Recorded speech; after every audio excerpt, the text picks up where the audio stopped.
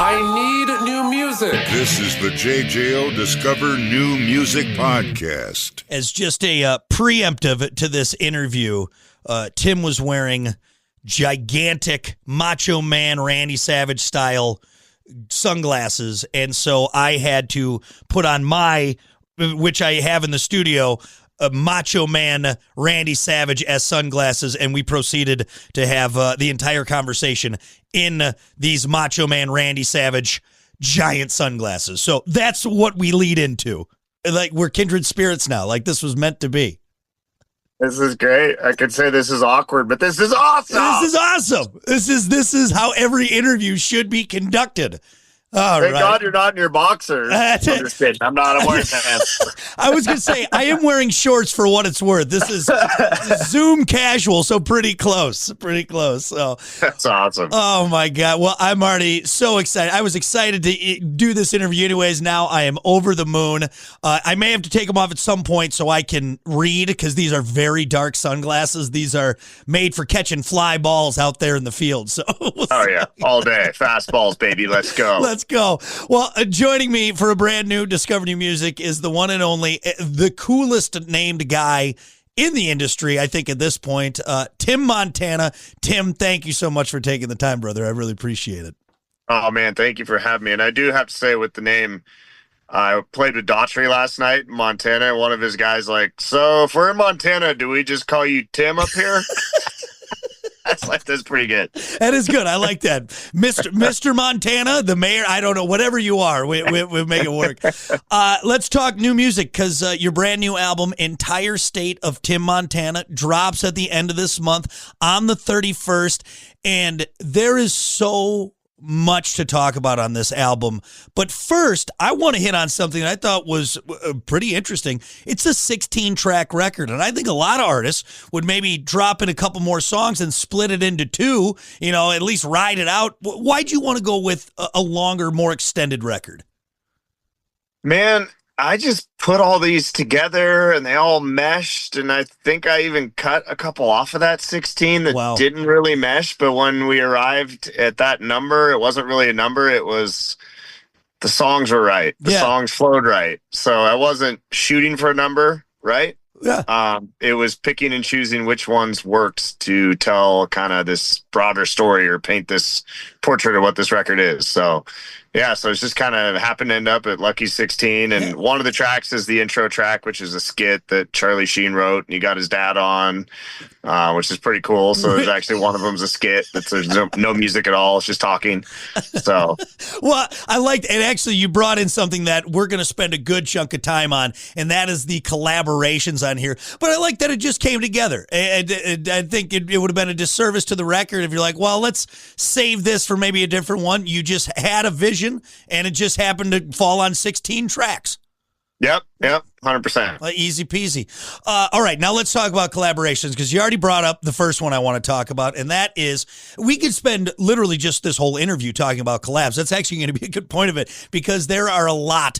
But the opening track, Courtroom, which, like you said, is a skit, but it features Martin Sheen, Charlie Sheen, and Robert Patrick. For those of you, he plays the T-1000 in Terminator 2, just a legend. How does something like that end up on a record like this? Well, it goes back to meeting Charlie Sheen years ago through Navy SEAL friend Rob O'Neill, because Rob joined the Navy because of the film Navy SEALs. So then he meets Charlie. Then he's from my hometown, so he plays Charlie my music. So we become buddies. So he ended up directing my video, Mostly Stone, got me my record deal with BMG, and we've stayed close ever since. And he put a book out, I think it was last year or maybe early this year. I think it was last fall. And the book came out, and he thanked me at the end of the book. He said, I'd like to thank the entire state of Tim Montana. He came up with that. And I was like, thought that was so funny and clever. His humor is a different level. I often have to pause when he tells me a joke. And then like 5 minutes later, I'm like, oh, he's like, what's so funny? I'm like 4 jokes ago, my brain just caught up to your level because you're genius. And so I said, dude, if you name the record, I said, why don't you do a cool intro of just like, hey, it's Charlie Sheen. Welcome to the entire state, right? Yeah. Something like that. And he goes, no, that's not exciting enough. He's like, I need to write a skit. So I'm like, okay. And then he writes this skit, and then I brought in Robert Patrick. They knew each other, but they had never worked together. Now, Martin Sheen and Robert had worked together in a film back in the 90s. I don't recall what it was. But so then we're sitting there, and we go, who's going to play the judge? And Charlie goes, hang on, let me go to my dad's house real quick, see if I can get him to do it with a cell phone. And he said, hey, I was going to throw my dad a couple $100, and he could have paid me back. And my dad said, no, tell him it's on me. I just want him on the podcast at some point. And I was like, oh, okay, Martin Sheen. Like, can do.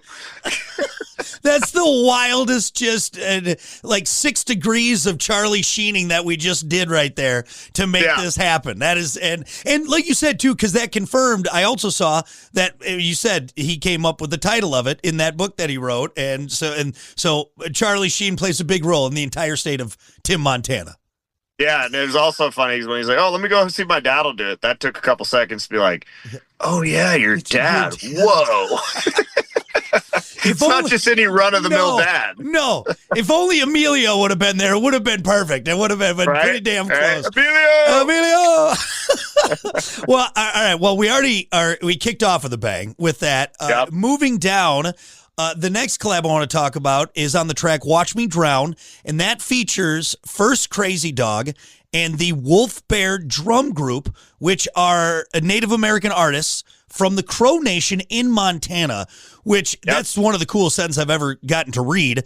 I know Hook and Barrel did a write-up on it, and that collaboration, not only how did it come to be, but why was it also a really important track for you to make?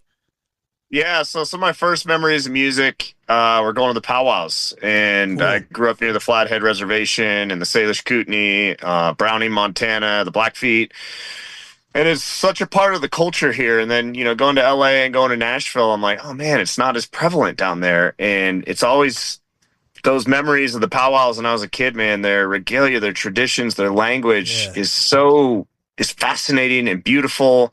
And, I grew up in a trailer house with no power, and music saved my life in so many ways. And there's a lot of poverty on the res, a lot of trailer houses, a lot of teen depression and unfortunate suicide in Montana. That's like, we're one of the number one in the nation. So I thought it'd be important to bring some Native kids into the studio. You think they're like 19 to 25 years old, most of these guys and gals, and get them on this record and hopefully inspire some youth out there. Cause I was inspired by grunge music, and that pulled me out of a dark spot in my life. And I wanted to hopefully do the same for some Native kids up here. And the song took me like a year to write that and figure out the lyric. Wow. And then I was driving through the reservation one day, and I'm like, this lends itself to a Native American melody. And then it took a while too. I had to go to the Crow Reservation Crow Fair, meet a bunch of folks, and then I had to go with my friend First Crazy Dog. He went and talked to the chairman of the tribe, Mr. White Clay, and he allowed them to come off the res to go to the studio, gave them a blessing to go do so. And then to go shoot the music video was another thing. We had to get permission. That's sacred ground, that's the sovereign nation. And they let us shoot on the private side of the Little Bighorn River, right where Sitting Bull had his sweat lodge, where he had the vision of killing Custer. And so the whole thing, man, so spiritual, so powerful, and I've got lifelong friends out of the deal. I stopped in the reservation the other night and bought a couple teepees for the bar up here in Montana. So we're going to do a smudging ceremony and bless them and go get teepee poles with my friend Dusty Kills His Enemy's Chief, another cool name. Awesome.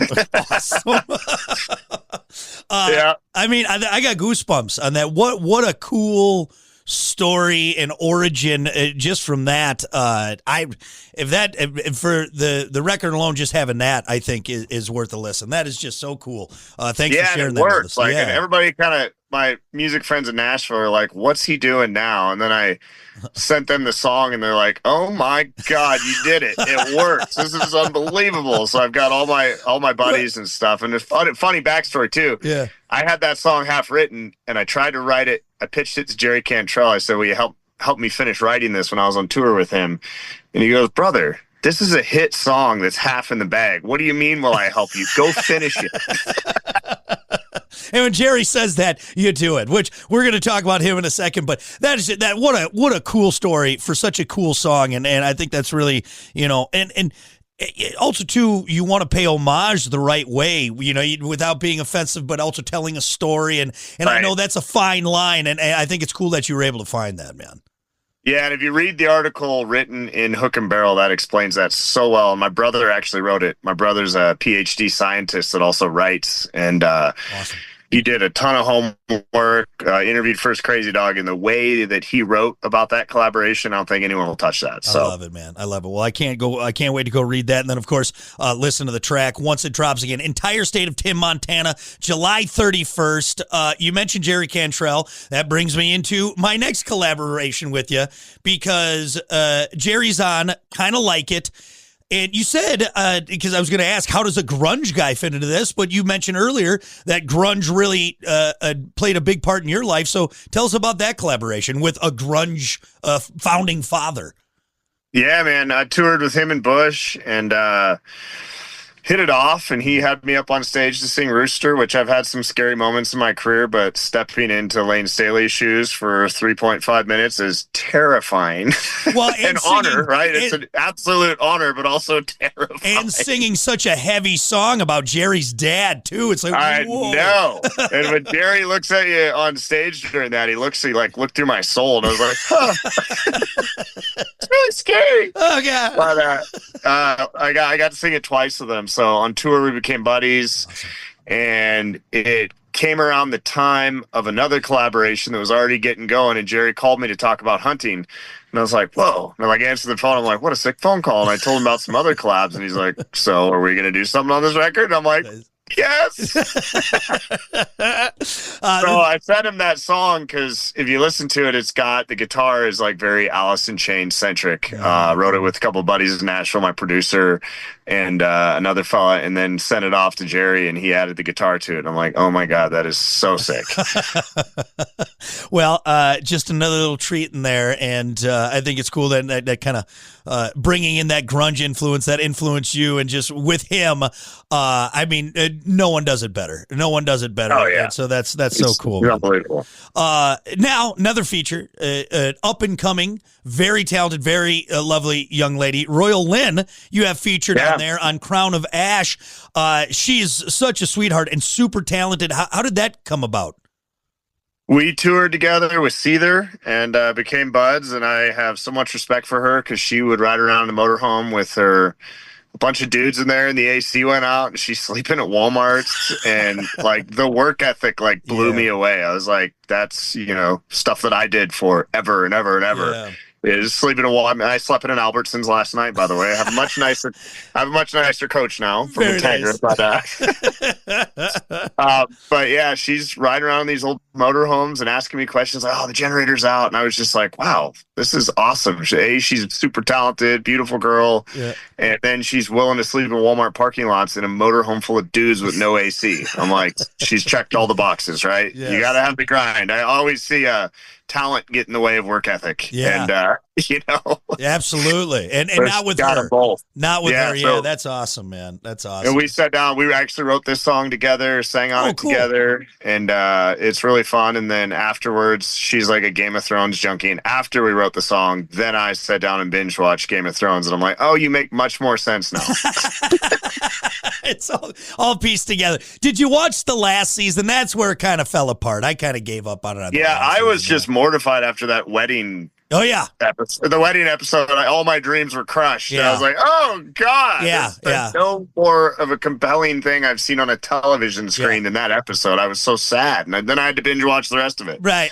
I was more sad when the guy got his penis cut off. And that was I was like, damn, dude, that's horrible. That's awful. Right. But there you go. It turned out all right. I guess he learned from it. Exactly. As we all would. All right, final one. And again, I want everyone to know, like, with these collaborations, each one is so unique and stands out in such a cool way and bringing in this entire Tim Montana world to us. And this one I think is really cool. Brown Sugar features not one but two musical legends, Billy Gibbons and Slash.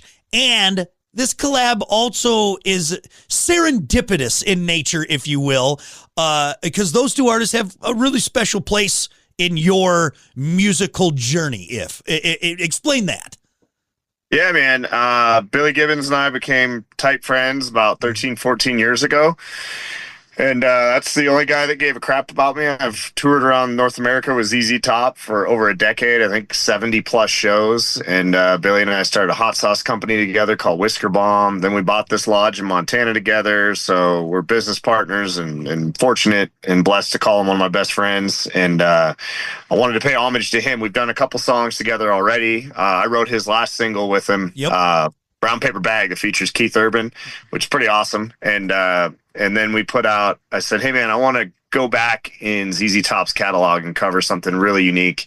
And we picked Brown Sugar. And then I was like, Billy, can you hit up Slash? And I'd played with Slash once, and that was at Billy's birthday jam. And he called Slash up and left a message and said, call Tim. And then I get a text like 2 hours later, hey Tim, this is Slash. And I'm like, Jesus Christ. Which is a proper reaction. A proper reaction. Yeah.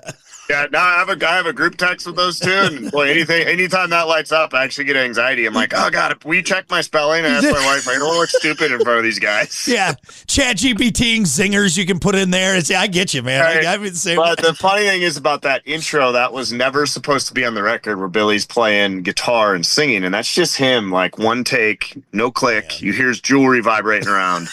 He was giving me a roadmap of how to play it, and he called me and he said, you're always in a hurry, and you always play the blues too fast. So here's an MP3. Listen to it and study it.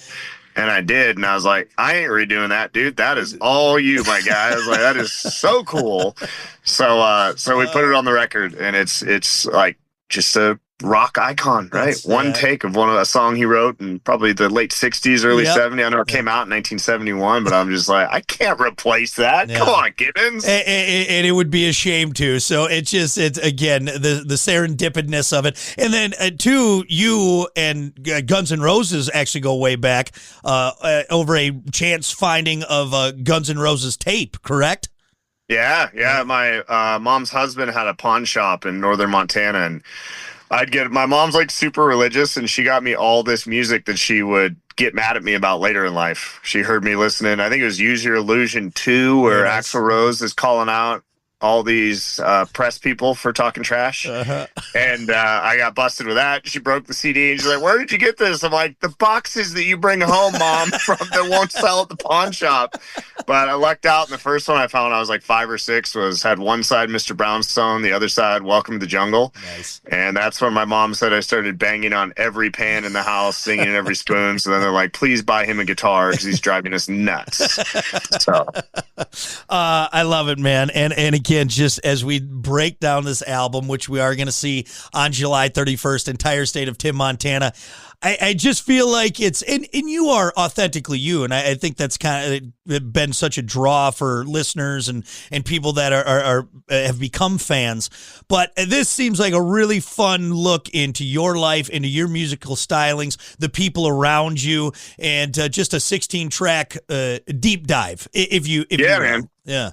I try to write very honestly, and it was, music is therapy to me. And sometimes my wife's like, I don't know if I would have said that. And I was like, yeah, whatever. I just put it out there. But I mean, every night, like last night, I did a meet and greet, and people are coming up. And as I deep dive into some darker stuff from my past, it connects with people. And I think 2 or 3 people last night said, you're helping me get through a rough time. And I'm like, if writing it is therapy and people listening to it is therapy, then that's good, right? That's right, man. I love it. I have a question for you here that I ask everyone, and I used to ask what's your favorite track on the record, but that's a hard question to ask because it changes every day. So instead, I want you to put yourself into an open Montanan field, okay? All right? You're out there, right, just like that. Folks, for anyone just listening to the podcast, he is showing me the beautiful landscape of Montana right now. Are you in Montana right now? Yeah, man, right outside of Whitehall, driving the bus, I pulled over. But it's the middle of the night. All of a sudden, Alien comes down. He's got time to listen to one track off of the entire state of Tim, Montana. You got a Discman queued up, anti-skip on, of course. That's how you got to do it. It drains the battery, but it's worth it. What song are you pushing play on for that Alien before he's got to dip out? It's got to be Watch Me Drown, right? That's cool. That's cool. Yeah, I mean, you think about how many years like Brown Sugar has encompassed, like 1971 to now. But think about those war drums and those chants. Yeah. Those are hundreds, if not thousands of years old, recorded with modern rock. We're covering the landscape of maybe 1,000 years or more, right? So that's kind of, if that's an alien, I'm like, hey man, check this out. Check this out. It's going to blow your mind. I love it. Great answer. Oh my goodness. Well, Tim, it's so cool chatting with you, man. And I love digging into your catalog and your writing style, and this next one is just going to be such a treat. Entire State of Tim Montana drops July 31st. Don't wait. Get it as soon as it's out and enjoy it, man, because you're going to go on a real fun journey with this one. Well, now that the important stuff's out of the way, can we do rapid fire real quick, and I'll get you back on the road? Does that sound good? Yes, sir. Actually, first, before we do this, has Billy given you any beard tips to maintain a thick, luscious mane on your face? Not really. He sends me a lot of beard oils, but he doesn't use beard oils because he's just, Texas. Oh, no. Mine kind of capped out here. His is all the way down below his belt, A little different. Yeah, he's just a blues man. I don't know. And it's impossible to compete. There's times where I think I have a good beard, and then I just see ZZ Top, and I'm like, nah, that's not going to touch him on guitar skills, beard skills, or just in general being cool, whether he's in pajamas or not. Right? Exactly. All right, let's start with this: riff first or lyric first? Riff. The whistle solo in Winds of Change or in Patience? Patience. Vanilla Ice or Ice Cube? Oh, that's tough. I appreciate you saying it's tough. Most people go Ice Cube immediately, but I feel like you're thinking on this one. Yeah, I've never met Vanilla Ice, but my buddy Pastrana hangs out with him all the time and said he's rad and he races dirt bikes and crashes them all the time, and I think that's pretty gangster. But I love Ice Cube. Right? Ice Cube. I'm going to go with Ice Cube. Ice Cube, okay. Yeah. But still, honorable mention for Vanilla Ice, which I think is great. I didn't know that about him. He needs to advertise that he does pit bike races at Nitro Circus Pastrana Land and crashes dirt bikes. I'm like, wow. You get a little more street cred on there. That's good. I like that. Let's see. Choco Taco or Flintstone Push Pop? Flintstone Push Pop. My man. Would you rather see Bigfoot or the Loch Ness Monster? Bigfoot. Now, I think we're related. Okay. With you being in Montana and Big Sky Country and out around that area, have you ever felt like you've had a Bigfoot experience or maybe something similar? No, I've ran into a lot of stuff in the woods. Yeah. Had 2 UFO encounters, never once seen sign of Bigfoot, but a lot of people that live around our bar in Montana is famous for Bigfoot. Back in the 70s, there was a family apparently that was sighted over and over and over by multiple ranchers. So I kind of buy into it, but I have seen no proof myself. So I fall on the line of, I heard a theory that he's interdimensional. He can travel. Yeah, that's interesting. I've heard that one too. And so if it is, he's on a different plane than us. So if we ever catch him, it's just he goes and then he's gone. And then we just got to wait again. So I love it. I also got goosebumps talking about that. That's creeping me out, man. All right. Would you rather, final one for you here. Would you rather take a Chuck Norris, rest in peace, Mr. Norris, a Chuck Norris roundhouse at 100% power or a Mike Tyson punch at 50% power? Mike Tyson at 50. That's I've heard that Chuck Norris, wasn't there some Bruce Lee story or something where he jacked somebody? What? Or did Bruce teach him? Was that the story? I mean, I think Bruce taught him, but either way, Chuck Norris was able to compete with Bruce Lee in that sense. So, I mean, you take a roundhouse with some Walker Texas Ranger boots and action jeans, you're probably going to feel that one for a bit. So yeah, the 50% punch, I'd do that. Yeah, you do that. And also, it's a great story. It's a great story either way. So. We talking in the arm or the nose? Gut. Yeah, right. Gut punch, maybe. There you go. A few cracked ribs. Gut punch. I'll do it. You'll walk around. Thank you for humoring me. More importantly, Tim, thanks for talking new music. Thanks for talking life. And the new record, Entire State of Tim Montana, out July 31st. This was a lot of fun, man. Awesome, Brock. Thank you, brother. Listen, rate, share, subscribe. Discover new music now at WJJO.com, in the JJO app, or wherever you get your podcasts. Brock has a new interview every Thursday evening between 6 and 7. 94.1 JJO.